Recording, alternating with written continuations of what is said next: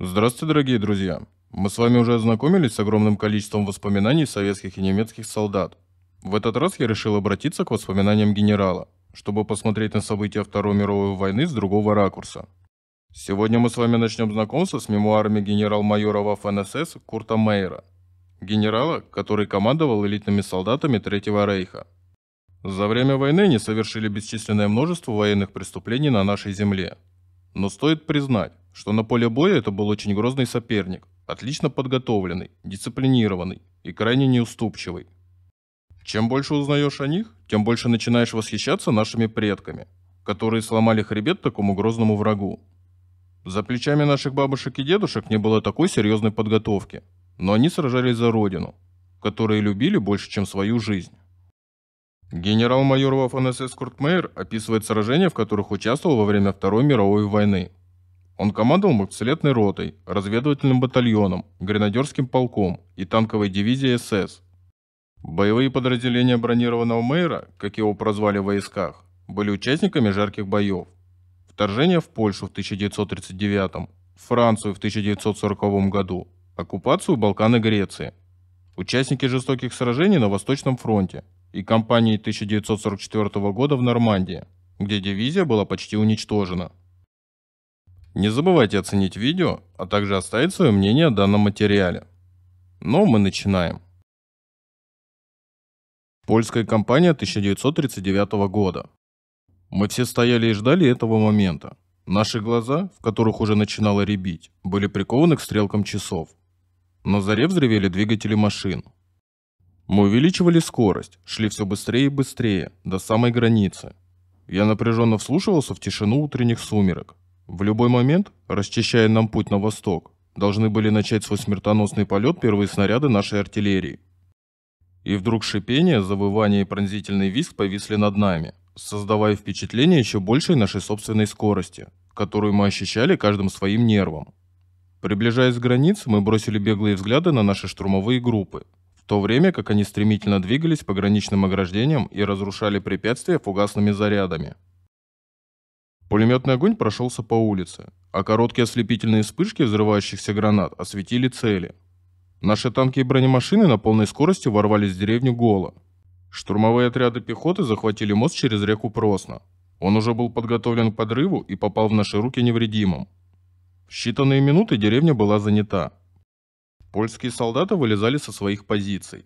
Ошарашенные и ошеломленные шли к нам с поднятыми руками. Они еще до конца не верили, что всего через 10 минут после начала боевых действий война для них закончилась. Я остановился перед телом польского офицера. Пуля пробила ему горло. Теплая кровь хлестала из раны. Да, это была война. Это первая смерть, увиденная мною на этой войне, со всей ясностью запечатлела в сознании ее мрачную реальность.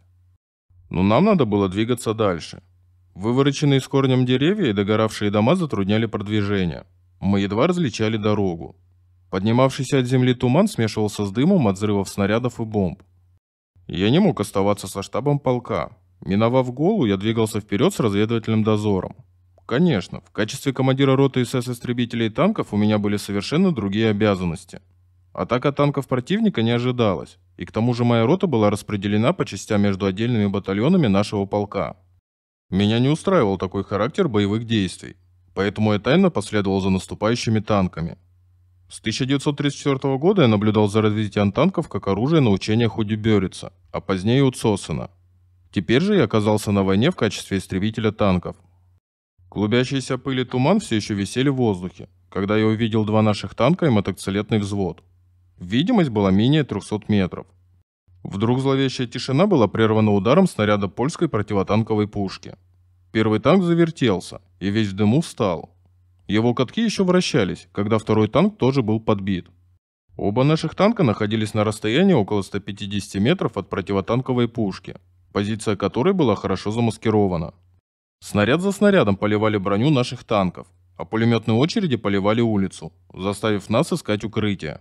Мы слышали крики экипажа танка-разведчика и были вынуждены лишь наблюдать, не имея возможности прийти на помощь. Каждый раз, когда новый снаряд, пробив броню, проникал внутрь танка, крики наших смертельно раненых танкистов, оставшихся внутри, становился громче.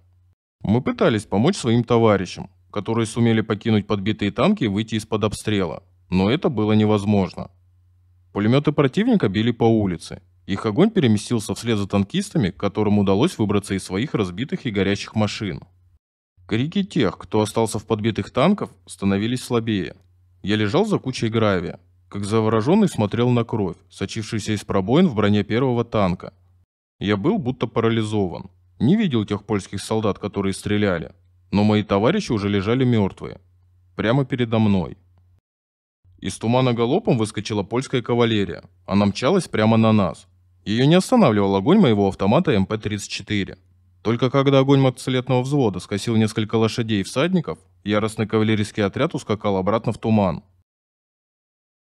Наша артиллерия обрабатывала высоту перед нами, в то время как гренадерский танковый батальон штурмовал позиции противника. Молодые гренадеры двигались так, будто были на учениях. Их невозможно было остановить ни пулеметным, ни артиллерийским огнем.